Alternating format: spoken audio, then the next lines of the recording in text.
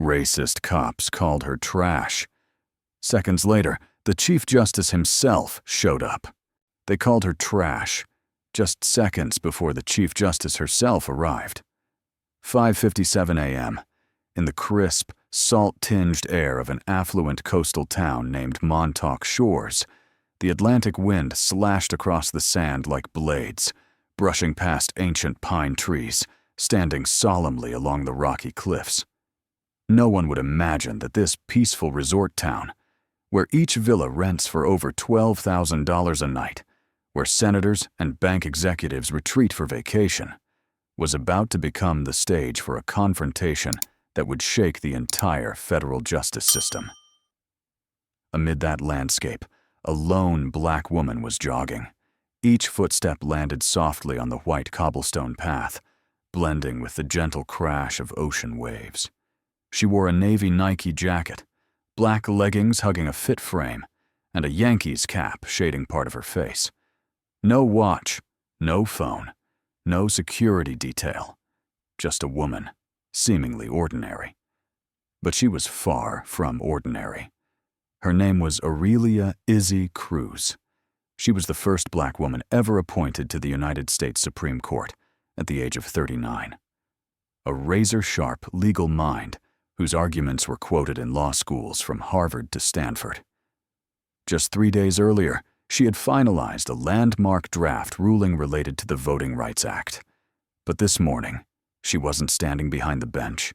She was just Izzy, a woman who wanted to breathe, run, and feel herself. No robes, no media lights. She was staying at Siab's villa, perched atop a cliff overlooking the ocean, owned by Arthur Vance, a strategic legal advisor to the Supreme Court. Izzy was an honored guest, but here, no one spoke her name, and no one recognized her. Just a few blocks away, a Montauk Town Police SUV rolled silently along the red brick road, lights off. Inside sat two names every local knew: Officer Alexander, young, reckless, fond of tasteless jokes, and Brian, a 25-year veteran of the force, with 2 prior complaints for harassment of non-residents, was never disciplined. On the middle seat lay a thin stack of handwritten notes, not official reports, but informal alerts about suspicious individuals in the area, all with one thing in common: black skin, clothing that didn't scream Montauk luxury, and no flashy cars. Alexander yawned. Brian stayed silent. They were used to patrolling without being questioned, and this morning, upon spotting a lone black woman running near Ocean Drive, they felt it deserved a quick check. Izzy didn't know that her peaceful footsteps were being recorded, not by legal history, but by a pair of eyes that had never studied justice. The sea breeze whispered. The dashboard clock ticked. 5:57 a.m., and the SUV silently turned around. A storm wasn't coming from the ocean, it was coming from Bias. Subscribe to the channel so you don't miss the next chapter, because when a black woman is called trash, the entire nation should pay attention. Just as she turned right at the Ocean Drive curve, a sudden flash of red and blue lights sliced through the darkness, landing squarely on the sweat-drenched back of Izzy's Nike jacket. She slowed her pace, her heartbeat steady, not from fear, but from the instinct honed by years of living in a society where the color of your skin could shape the way people see you. The SUV's tires screeched to a halt, gravel grinding beneath the weight of its hydraulic brakes. The vehicle, bearing Montauk Police Department plates MT-0127, skidded diagonally in front of her, blocking her path. It was a scene she'd read in countless case files. But now, she was the protagonist. Officer Alexander stepped out first.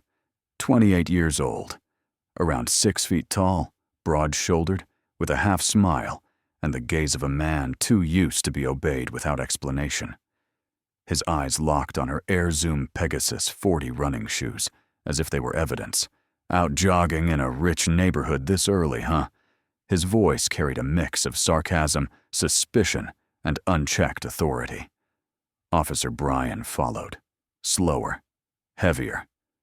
52, stocky, face flushed, hand never leaving his holstered firearm.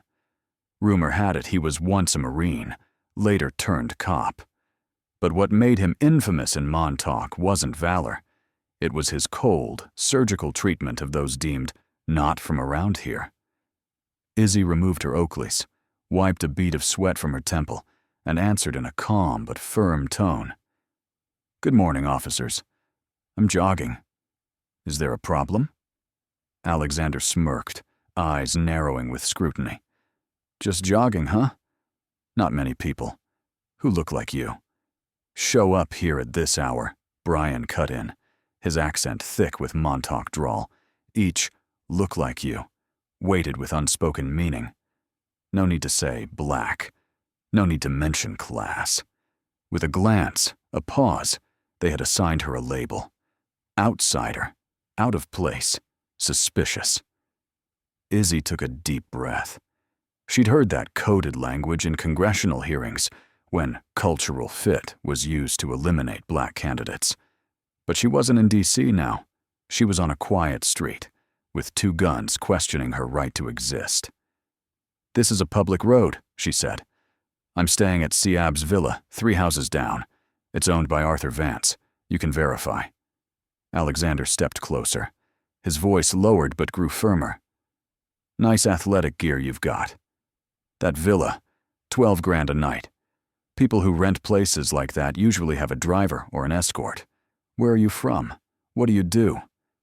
Izzy met his eyes. Steady. Unblinking.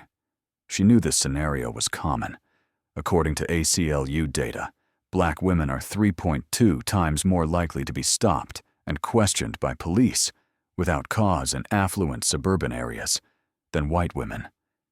And she knew. The way she responded would shape everything that followed. "I don't carry ID when I run," Izzy replied, her tone unchanged.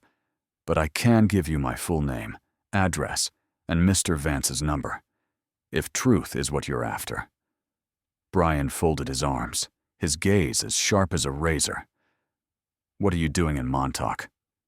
Not everyone jogs past million-dollar homes before 6 a.m.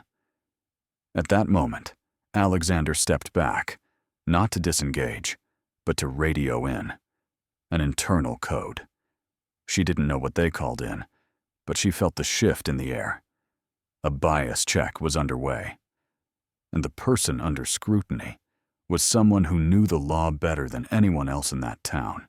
Aurelia Izzy Cruz stood tall in the middle of the cobblestone road, her breathing steady, but her gaze colder now than the Atlantic wind howling across the rooftops of distant villas. She had just delivered her final line in a neutral tone. "I don't carry ID when I run." It was the truth. And it was the kind of statement that officers like these mistook as an opening, to diminish, even distort who she was into a version the white world preferred to believe. Alexander jumped on it immediately. Convenient, huh? Anyone can say they're staying at a villa. No ID, no witnesses, nothing. Sounds all too familiar. Bryan, as if waiting for the cue, cut in. "Last week we had some paparazzi sneak in through the beach. Before that, an escort said she was renting a villa with a client." He paused exactly 1 second, then drove the question home, unblinking. "Which one are you?" The question didn't need to be shouted. It came wrapped in the language of protocol, but its core was raw bigotry, turning a black woman into a suspect without evidence, just by existing. Izzy clenched her hands, muscles tightening beneath the sleek fabric of her running gear. But her voice didn't shake. She didn't scream. She didn't lower her tone. Just 1 sentence. "I will not respond to baseless accusations." Bryan, now shifting from suspicion to threat, placed his hand on the cuffs hanging from his belt. The light clink of metal echoed through the quiet like a countdown clock. "This isn't how things work, girl. If you don't cooperate, we're within our rights to detain you. We're following procedure." Izzy raised her eyes directly, gaze unwavering. Her voice shifted. Cold, sharp, and with the authority of someone who had testified before 3 presidents. "No. You're overstepping legal boundaries. There's no probable cause, no reasonable suspicion. This is harassment of a citizen. I strongly advise you reconsider." Alexander let out a short laugh. "You think you're a lawyer or something?" He stepped forward, hand outstretched, clearly viewing Izzy's resistance as justification to take control. But Izzy didn't back down. "I'm not a lawyer," she said, eyes locked on his. "But I understand the Constitution. Better than you ever will." At that moment, the sea breeze seemed to stop. Ocean Drive went still. No waves, no crackle from the police radio. Alexander's hand touched her left wrist, where faint green veins ran beneath warm brown skin. A seemingly minor act, but legally, it was an unjustified physical contact. It was assault. It was a fatal mistake. No one in Montauk knew this, but Izzy had once served as special counsel to the U.S. Senate's Constitutional Response Committee and co-authored the official framework for law enforcement civilian contact protocol. She had helped craft the very policies they were now violating, one by one. That touch, insignificant to them, would be the spark that ignited a chain of events tearing both men's careers apart. This was no longer identity verification, no longer standard procedure. This was an abuse of power, driven by prejudice. Officer Alexander's finger had barely brushed Izzy's left wrist. A light contact, but one that crossed the line between authority and abuse. She stood still, unflinching, not resisting, because she knew the truth was about to arrive on its own. At that exact moment, a low, measured engine hum emerged from behind them like a quiet warning.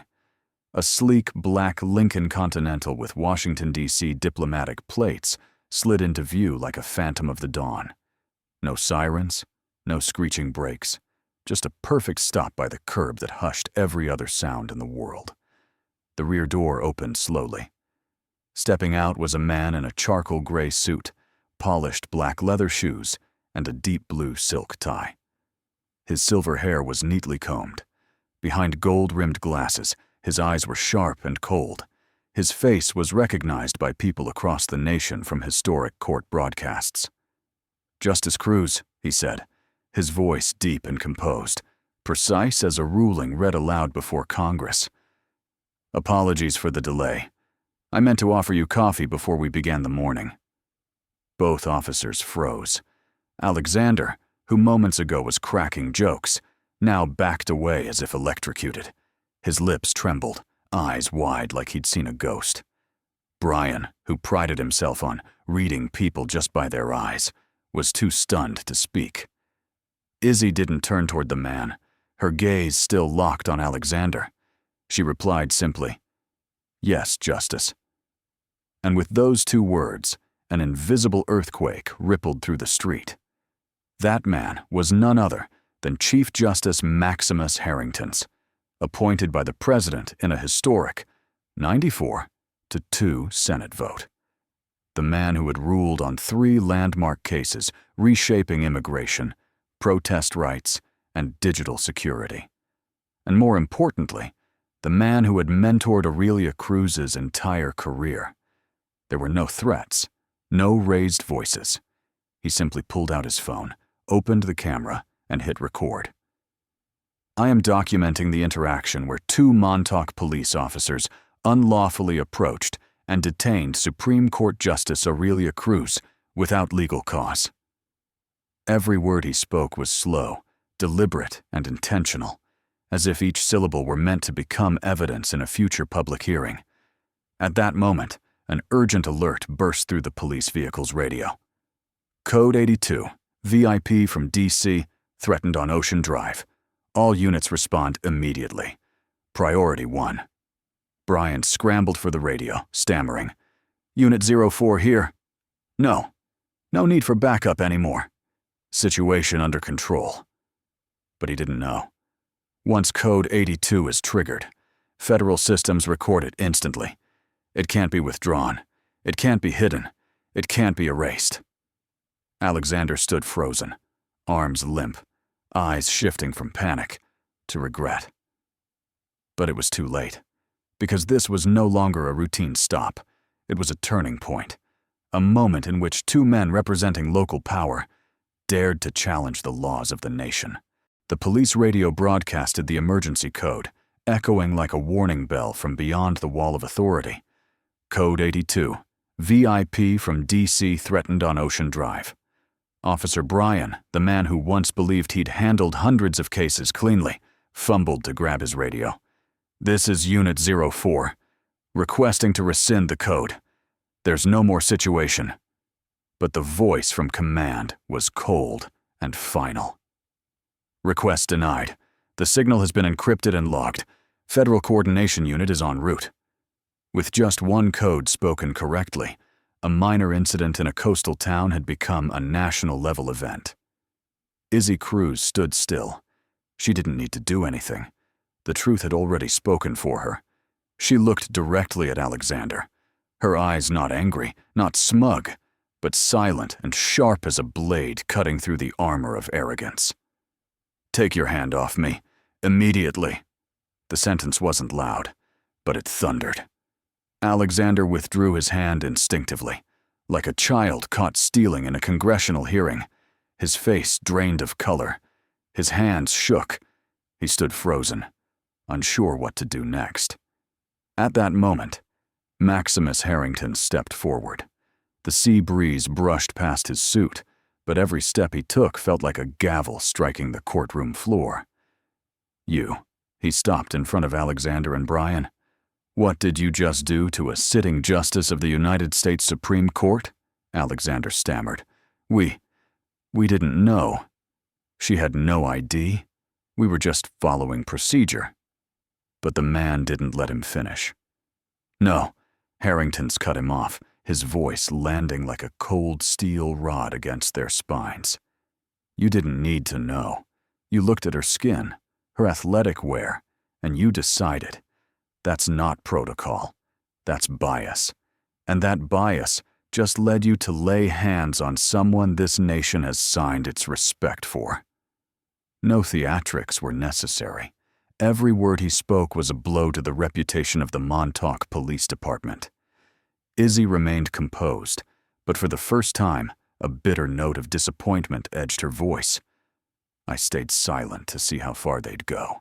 She paused. And they went all the way. Brian was now drenched in sweat, his gaze scattered, staring at the sand, as if praying for time to rewind. Maximus turned to one of the two federal agents who had stepped out of the Lincoln. Contact Sheriff Raymond. Tell him he is to be here in 10 minutes. It wasn't a request. It was an order. A call went out. An encrypted message was sent. From that moment, within the federal system, the incident escalated from local misconduct to major rights violation monitoring, a level reserved only for breaches involving senior federal officials.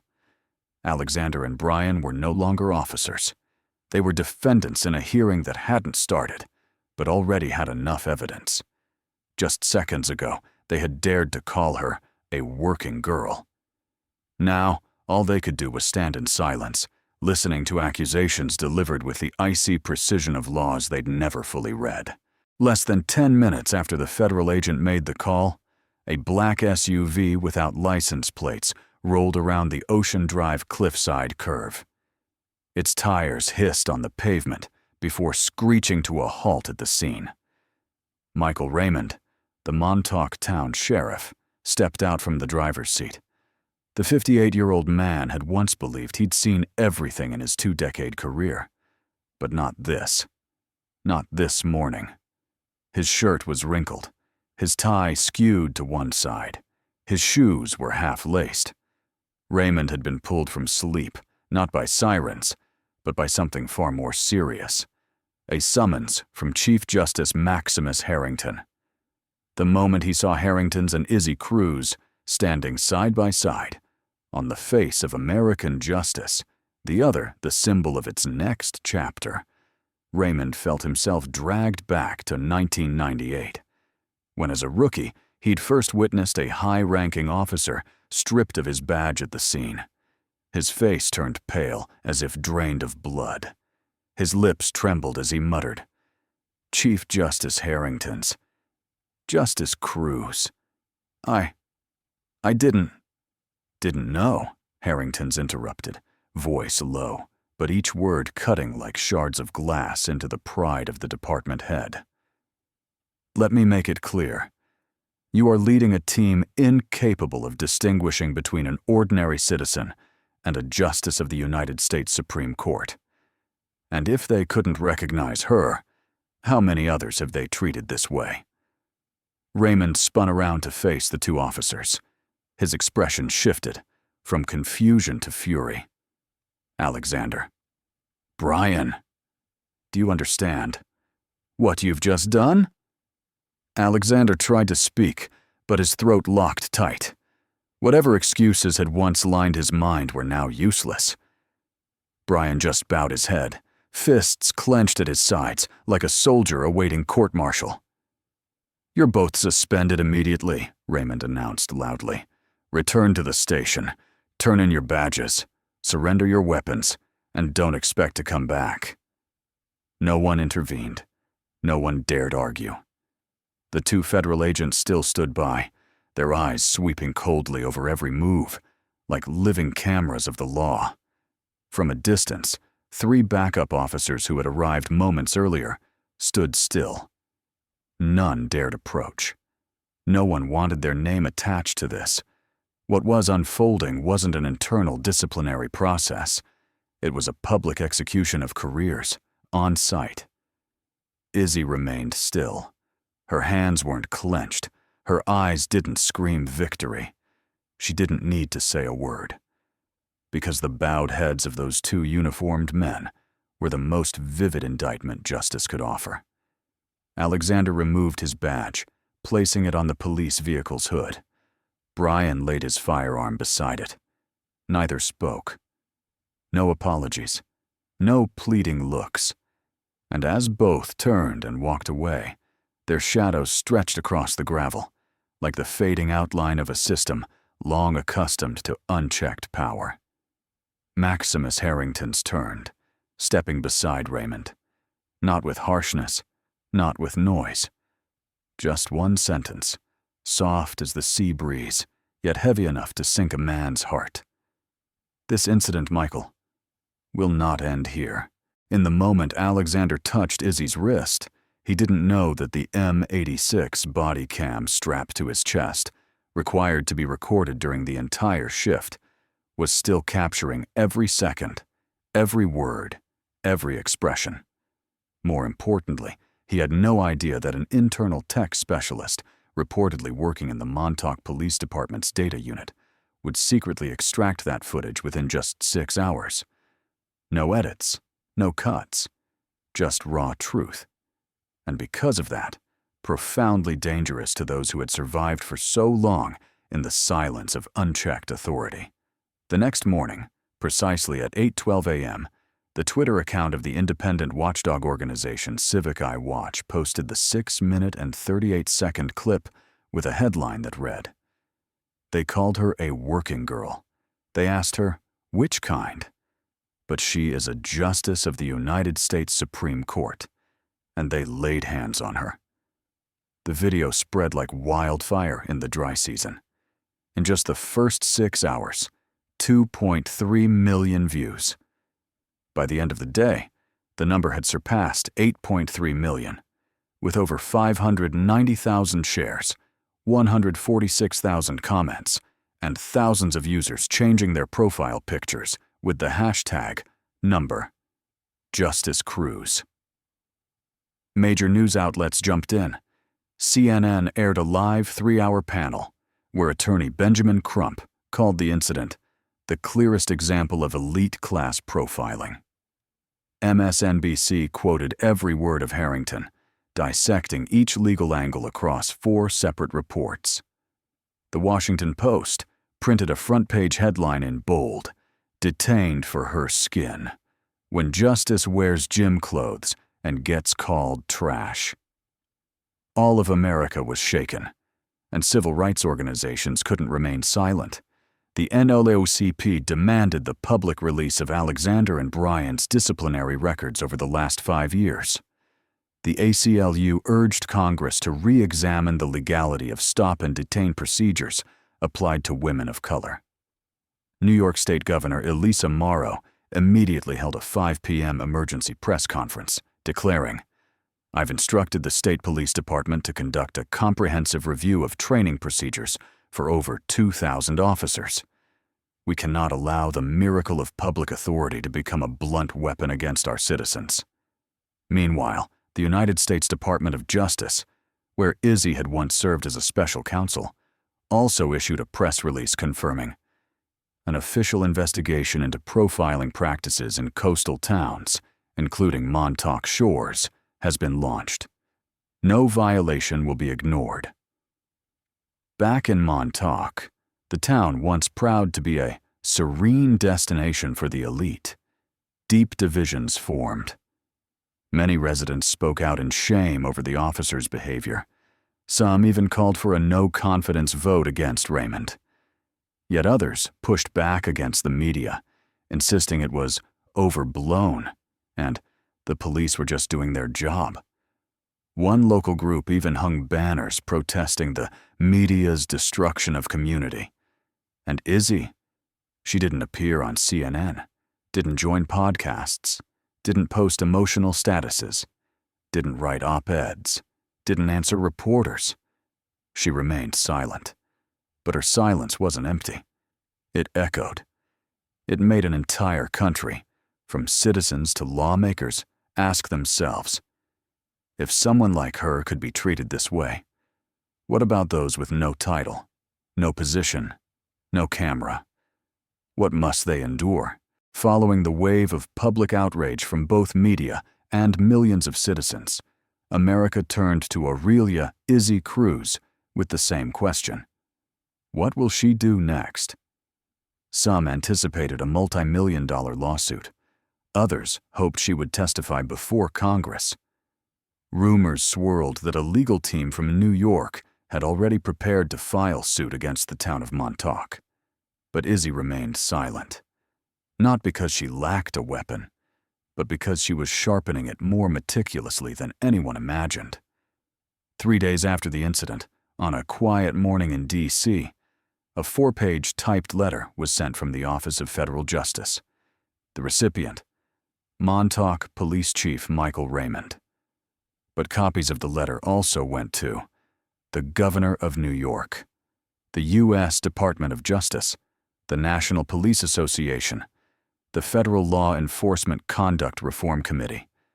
Not a single line mentioned money. Not a single demand for badge revocation, detention, or termination.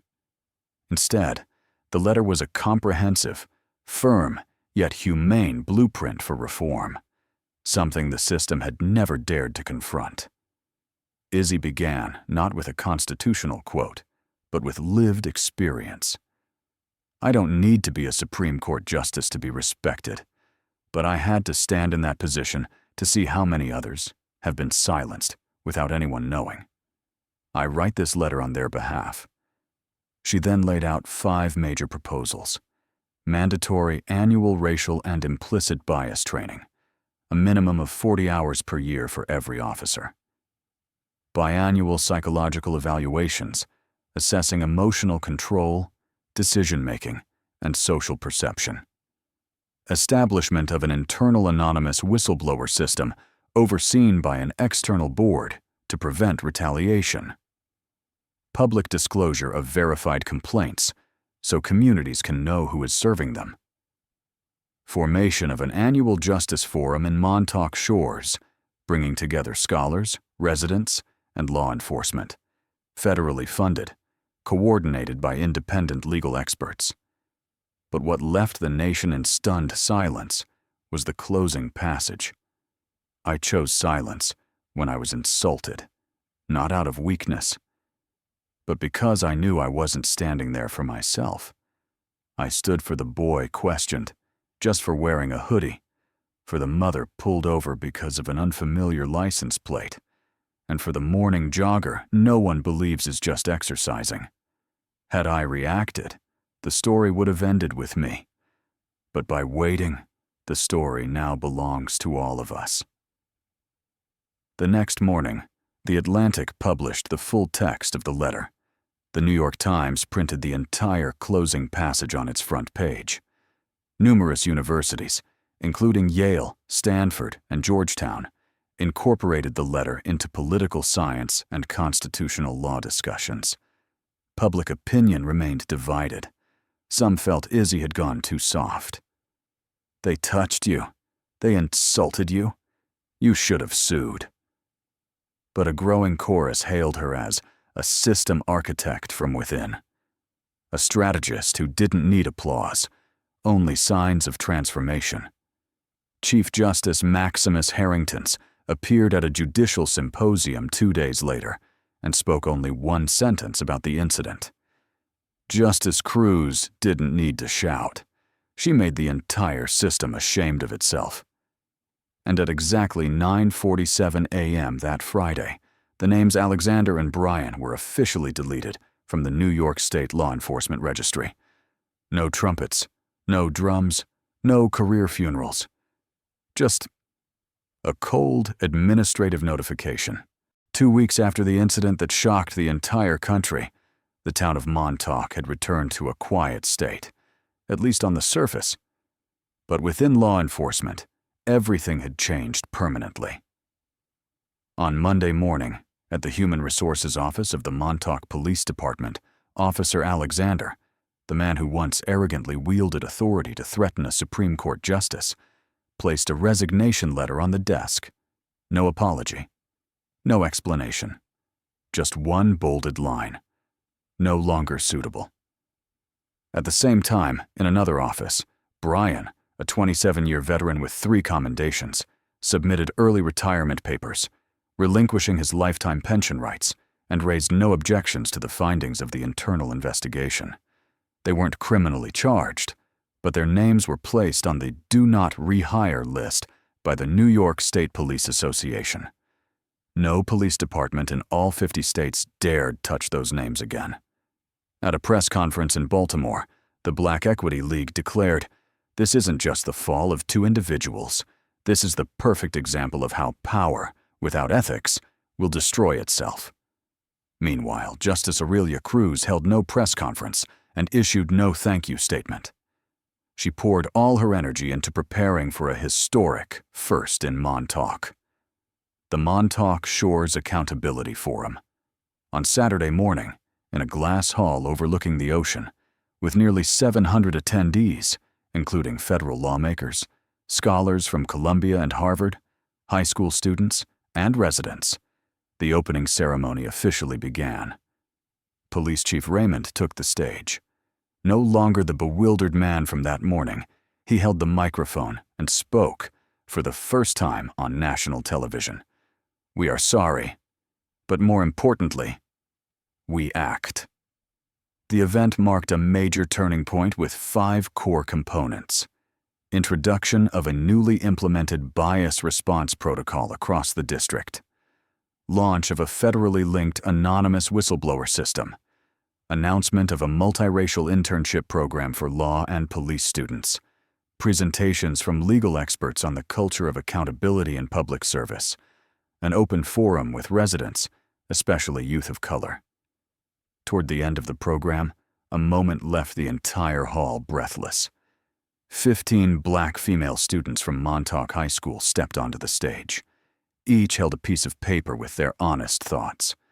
One read aloud, "For the first time, I feel like I can walk here without lowering my head." Another, with tears in her eyes, "I used to think this place wasn't mine. But today, I'm on this stage, and I know I'm not invisible." Then, Chief Justice Maximus Harringtons took the stage. He didn't give a long speech. He simply held up an engraved walnut plaque that read, "Aurelia Cruz, the one who stood tall among those who bowed to prejudice." The entire room rose and applauded nonstop for 3 minutes and 27 seconds, according to CS Pan's live broadcast timer. She walked up to receive the plaque. No bowing, no raised hands, no speech, just a smile. Subtle, sufficient, and silent. A smile that spoke louder than 1,000 speeches. A smile of someone who knew she hadn't won by retaliating, but by changing how an entire town looked at justice. Aurelia Izzy Cruz never returned to Montauk Shores after that turning point. Not out of anger, not out of fear. Simply because she no longer needed to return to a place where her footsteps had left a mark deeper than any monument. At the entrance to the Montauk Shores Accountability Forum Center, a deep black granite plaque was erected. No bronze statue, no portrait, no authoritative signature. Just one laser-carved line, quiet yet indelible. I stood still, so others could step forward. Justice Aurelia Cruz. Each year, during the second week of March, the anniversary of the incident, more than 1,000 people from across the country come to Montauk. Police officers, law students, high school teachers, African Americans, white citizens, immigrants, those once discriminated against, and even those who once stayed silent. Panels, discussions, psychological training, and workshops on unconscious bias take place continuously over 3 days. 32 police departments across the U.S. have officially adopted the Cruz Protocols reform framework she proposed. Many top judicial institutes and universities, such as Harvard Kennedy School, NYU Law, and Georgetown, have made the Montauk case a required case study in courses on civil rights and public ethics. Columbia Law School, where Izzy once taught, created an entire course titled From Silence to Reform, when one woman dared stand between the barrels of prejudice and law. As for those once at the center of the scandal, Alexander, the man who once sneered at Izzy, who asked her what kind she was spotted by a journalist 1 year later at a small auto shop on the outskirts of Albany. When the camera approached, he turned away, covered his face, and only said, "I don't want to talk about the past." Brian, the one who once barked, "Cuff her if she resists," now lives reclusively in a mountain town in northern Vermont. No one has seen him wear the uniform that once made people tremble. No apology, no press conference, just a quiet vanishing from the mainstream pages of history. And Izzy? She continues her work at the U.S. Supreme Court, where each ruling, from education rights to the right to protest, bears the imprint of someone who was once touched like a criminal and still chose not to retaliate. In a rare interview with PBS NewsHour, when asked about her astonishing silence that day, she replied, "Silence doesn't mean helplessness. It only means I'm waiting for the right moment for what's right to be said by the once wrong." Every morning, along the old Ocean Drive, the road that once bore witness to prejudice and authority, new footsteps appear. They belong to young black girls, wearing sportswear, headphones, and hair dancing with the ocean breeze. They don't look over their shoulders. They don't step off the curb when they see a police car coming. They don't flinch at the flash of red and blue lights, because they know someone once ran here, was once asked, what kind, was once silent when insulted, and then turned that silence into a change for an entire nation. And if you're still watching until these final seconds, comment, "I keep walking because of her," if you believe that every small action, every timely word, can leave a legacy. Don't forget to like, share this story, and subscribe to our channel so we can keep telling the stories of those who stood tall in a world that bowed too long.